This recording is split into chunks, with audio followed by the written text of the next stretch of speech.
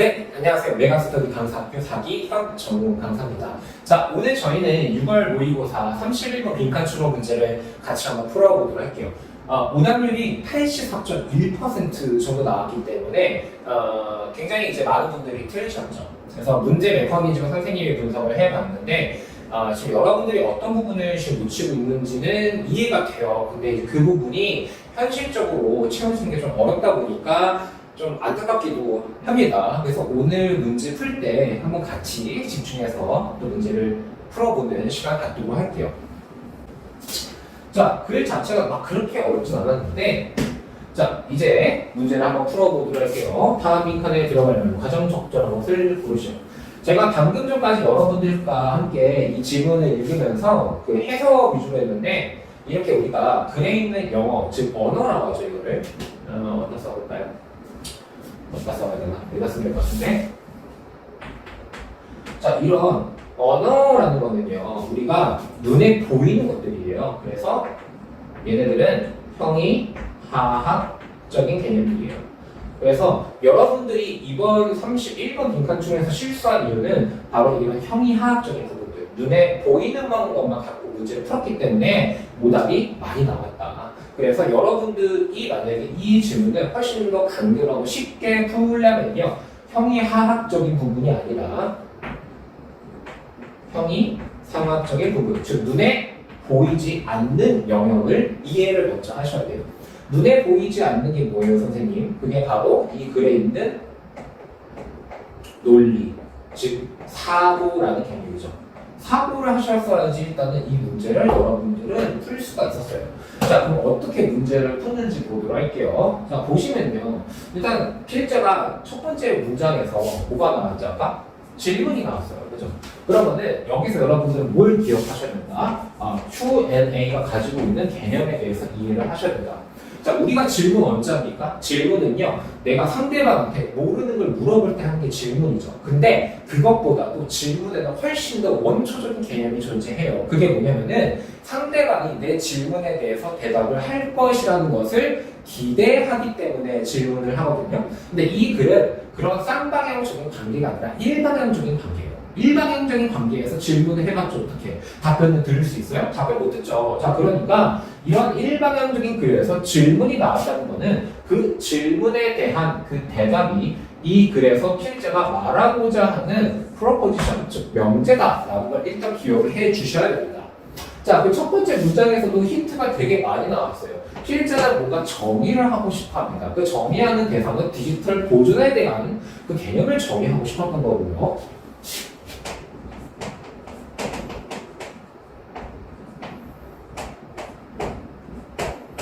그래서 이 정의를 하는 데 있어서 필자가 이런 질문을 꺼내들었네. 대체 무엇을 실제로 보존하고자 하는가에 대한 그 질문의 대상. 그럼 그 글에 대한 대답은 뭐가 있을까? 근데 얘가 지금 바로 대답을 치지 않고요. 아날로그로 갔어요. 그러면은 질문을 했었을 때 이 질문에 대한 대답이 바로 뒤에서 나오지 않는 경우는요. 글 맨 마지막에서 등장하게 되어 있습니다. 그걸 우리는 연역적인 문맥이라고 해요. 객관성을 유지하기 위해서. 저는 지금 형의 상학적인 부분에 대한 설명이에요. 자, 그러니까 이런 닫혀져 있는 일방향적 글에서 질문이 나왔을 때 그거는 뭐야? 근데 이런 식으로 아날로그 환경에서 그런 건 명확할 수 있어. 하지만 이런 것들은 아니야. 자, 이러면요. 필자는 그 결론은 뒤에서 깔겠다. 즉, 클론에서 필자의 사고가 등장하고요. that is, 즉이라는 뜻으로서 실제로 네가 보존하고자 하는 것이 무엇인가? 정보 어디 갔죠? 디지털 보존이 있었어요. 그럼 디지털 보존에 대해서 필자가 어떻게 정리를 했습니까? 이렇게 정리했었죠. 그 대상은 뭐다? 매개체가 아니라 정보다. That needs to be preserved. 보존되어야 하는 거는 이 매개체 안 있는 정보야 라고 합니다. 자, 그랬었을 때 디지털 환경에서 그러면은 매개체라는 것은 뭐의 일부가 아니야. 필자가 그렇다면은 디지털 정보에 있어서 보존을 하는 그 과정에 대해서 어떻게 정의를 내렸는지 보면요. 그래서 여기 보시면은 as long as 조건절, 아이고 이거 아니네. 미안합니다. 여기 있네요. as long as 조건절이 여기서 이렇게 등장하죠. 봐. 네, 여기 있네요. 버티에 나오는. 자, 하지만 하면서 이제 조건절 나온다. 자, 조건절은 뭐다? 형이 삼각적인 부분이다. 뭐요? 이게 바로 이 글 안에서 필자가 전달하고 했었던 본인의 뭐다? 사고 원인이죠. 자, 원인은 뭐랍니까? 아, 거기서 원출처가 되는 매개체가 읽혀질 수 있었을 때 이 완벽한 복제 모델이 굉장히 쉽고 굉장히 값싸게 다른 기기에 뭐 할 수 있다? 처리되어질 수 있어. 처리되어져서 원래 그 캐리어에 대한 보존을 목적어를 덜 중요하게 만들어. 그 뭐예요? 오리지널 캐리어는 지금 별로 안 중요하다 이거예요. 그 매개체는요 대체 뭐의 일부가 아니길래 덜 중요해졌다라고 합니까? 그 정보가 완벽하게 복제되어졌기 때문에 캐리어는 별로 안 중요하다라고 하고 있는 거죠. 자, 그래서 그 물리적 매개체, 디지털 정보를 전달하는 물리적 매개체가 다른 아날로그 매개체에 비해서 상대적으로 영향을 잘 받기 때문에 이하라고 기대되어진다라고 합니다. 자, 거기서 필자가 뭐예요?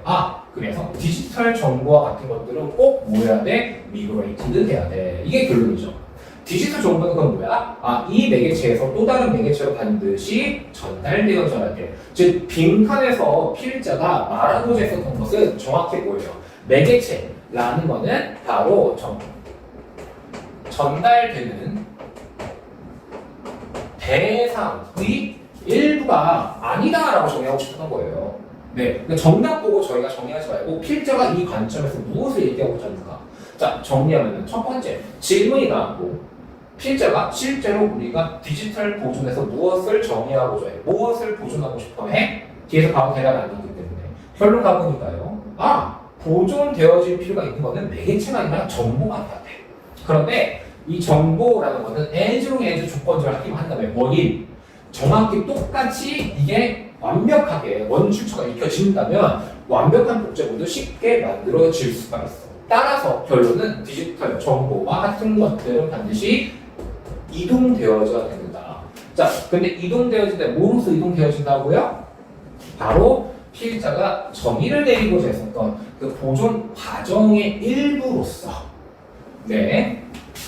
이동되어져야 된다고 돼 있죠. 그럼 빈칸에 들어갈 거는 우리가 보존을 하는 데 있어서 매개체라는 거는 전달되어지는 것의 일부가 아니다. 이거고 그러면은 이 글 안에서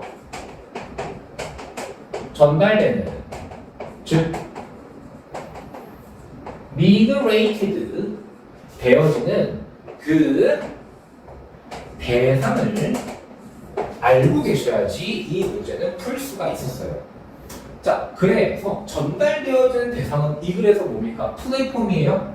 저장 공간이에요? 어려움이에요? 트랜스포메이션 변화인가요? 아니죠. 이 글에서 전달되어지는 대상은 바로 이 글에서 나왔었던 컨텐트.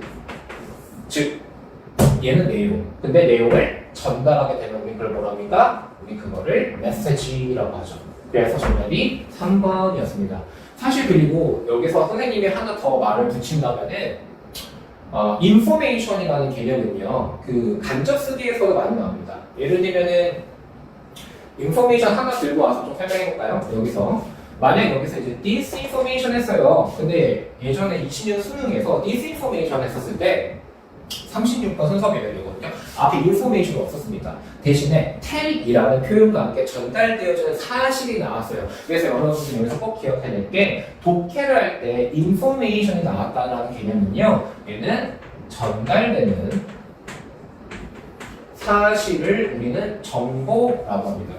정보라는 거는 전달되어지는 사실, 주장은 전달되는 생각을 주장이라고 하고요.